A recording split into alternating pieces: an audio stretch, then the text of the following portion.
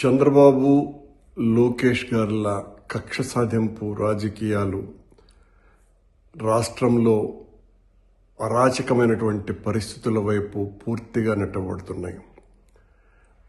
ఈ రోజున రాజంపేట పార్లమెంటు సభ్యుడు, వైఎస్ఆర్ కాంగ్రెస్ పార్టీలో అత్యంత కీలకమైనటువంటి నేత, జగన్మోహన్ రెడ్డి గారికి ఎంతో ఆప్తుడు అయిన మిథున్ రెడ్డిని పోలీసు వాళ్ళు అరెస్టు చేసేటువంటి క్రమంలో దాని వెనుక ఉన్నటువంటి తెలుగుదేశం కూటమి యొక్క కుట్ర ఎంత దారుణమంటే, ఆ మద్యం స్కామ్తో ఏ రకమైనటువంటి సంబంధము మిథున్ రెడ్డికి లేకపోయినా, మిథున్ రెడ్డి పాత్ర ఇసుమంతా కూడా కనుగొనలేకపోయినా, కక్ష కట్టి జగన్మోహన్ రెడ్డి గారికి ఆత్మీయుడు కనుక ఈయనను ఒక ముద్దాయిగా ప్రకటించి మిథున్ రెడ్డిని అరెస్టు చేస్తే జగన్మోహన్ రెడ్డి గారి యొక్క ప్రతిష్టను దెబ్బతీయచ్చు అన్న కారణంగా ఈ రోజున ఈ రకమైన బరితెగింపుకు తెలుగుదేశం ప్రభుత్వం బనాయిస్తున్నది, ఈ రకమైనటువంటి కుట్ర చేస్తున్నది, ఇంత దారుణానికి ఒడిగట్టుతున్నది. తనను నిన్నటి వరకు మొన్నటి వరకు ముద్దాయిగా కూడా చేర్చలేదు. ఈ కేసు పూర్తిగా చాలా బలహీనమైనటువంటి కేసని, ఇందులో ఇప్పటి వరకు అరెస్ట్ అయినటువంటి వాళ్లకు ఇసుమంత పాత్ర కూడా లేదని, వైఎస్ఆర్ కాంగ్రెస్ పార్టీ హయాంలో మద్యం కుంభకోణం జరిగింది అని వీళ్లే ఒక పెద్ద కల్పిత కథ, ఒక ఫిక్షన్ స్టోరీని తయారు చేసి తద్వారా కొన్ని వేల కోట్ల రూపాయలు ఎన్నికల్లో ఖర్చు పెట్టడానికి ఆ డబ్బంతా వినియోగించారు అన్న ఒక కారణం చూపుతూ, ఎక్కడ ఇంతవరకు డబ్బులు దొరకకపోయినా ఆ దొరికిన డబ్బులన్నీ కూడా మద్యానికి సంబంధించినటువంటి డబ్బులని ఎవరివో దొరికితే దానికి అంటగట్టి ఈ కేసును చాలా బలంగా తయారు చేసి వీళ్ళనందరినీ కూడా జైళ్లకు పంపాలా అన్నటువంటి క్రమంలో భాగంగా ఈ రోజున మిథున్ రెడ్డిని అరెస్ట్ చేసేటువంటి కార్యక్రమం జరుగుతున్నది. దీన్ని తీవ్రంగా ఖండిస్తున్నాం. కేవలం పార్టీలో చాలా కీలకమైనటువంటి వ్యక్తి కనుక, జగన్మోహన్ రెడ్డి గారికి చాలా ఆత్మీయుడు కనుక, ఆ ఒక్క కారణంగానే ఈ రోజున మిథున్ రెడ్డి మీద ఇంత తీవ్రమైనటువంటి ఆరోపణలు మోపి ఆయన్ను జైలుకు పంపించేటువంటి కార్యక్రమాలు చేస్తున్నారు. ఇది పూర్తిగా లోకేష్ గారి డైరెక్షన్లో జరుగుతోంది అన్నటువంటి చర్చ చాలా పెద్ద ఎత్తున జరుగుతున్నది.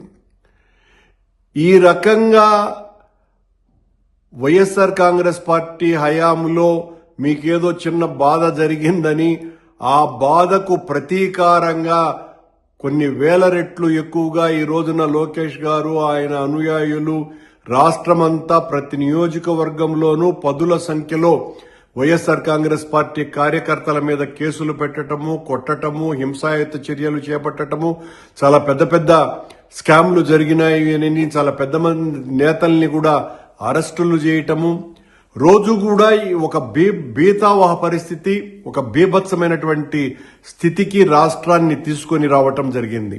ఇది ఏమాత్రము కూడా క్షంతవ్యము కాదు, సమర్థనీయము కాదు.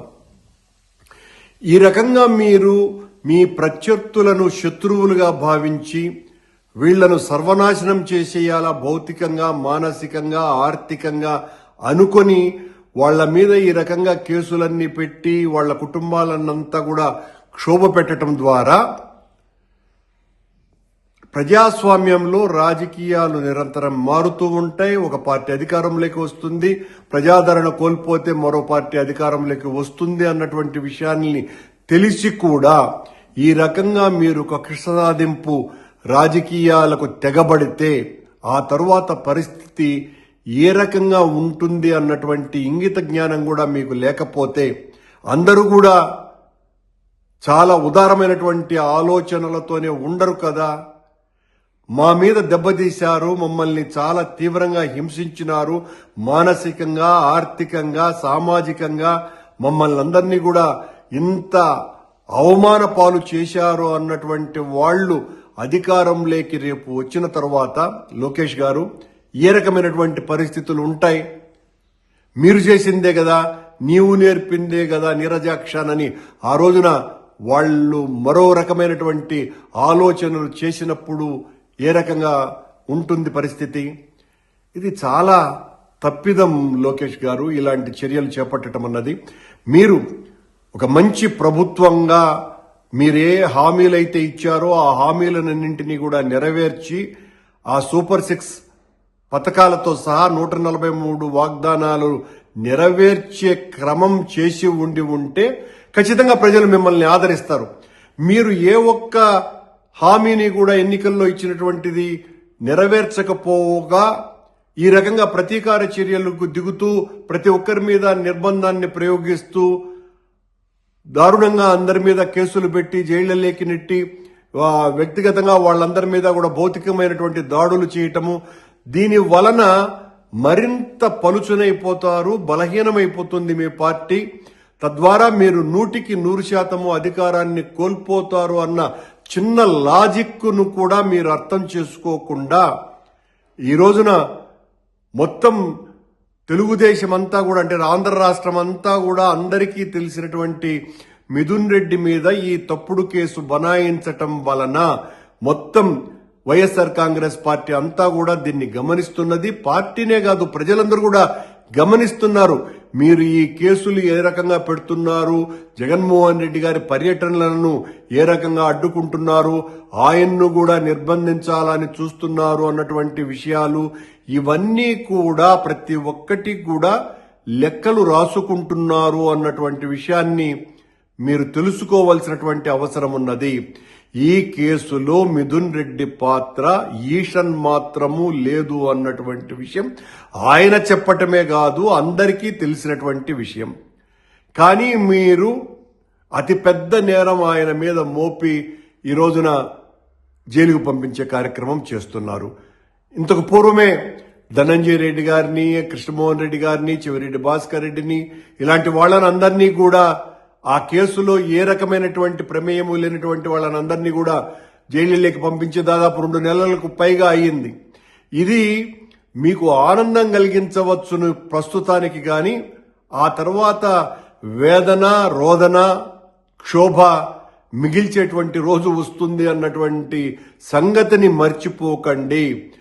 ప్రజాస్వామ్య రాజకీయాలలో చాలా హుందాగా మనం ప్రవర్తించవలసినటువంటి అవసరం ఉన్నది. మనం భూస్వామ్య రాజకీయాలలో లేము, రాచరిక కాలము నాటి రోజులలో లేము. మనకు నచ్చినటువంటి వాడి తల నరకటమో లేకపోతే వాడికి తీవ్రమైనటువంటి శిక్షలు మనకు మనమే వెయ్యటమో అదే పద్ధతిలో ఈ రోజున పోలీసు వారిని మీకు కావలసినటువంటి దర్యాప్తు సంస్థల్ని వాడుకొని వీళ్ళనందరినీ కూడా జైళ్లలోకి నెట్టితే భవిష్యత్తు పూర్తిగా తిరగబడుతుంది అన్నటువంటి విషయాన్ని గ్రహించవలసిందిగా కోరుతున్నా.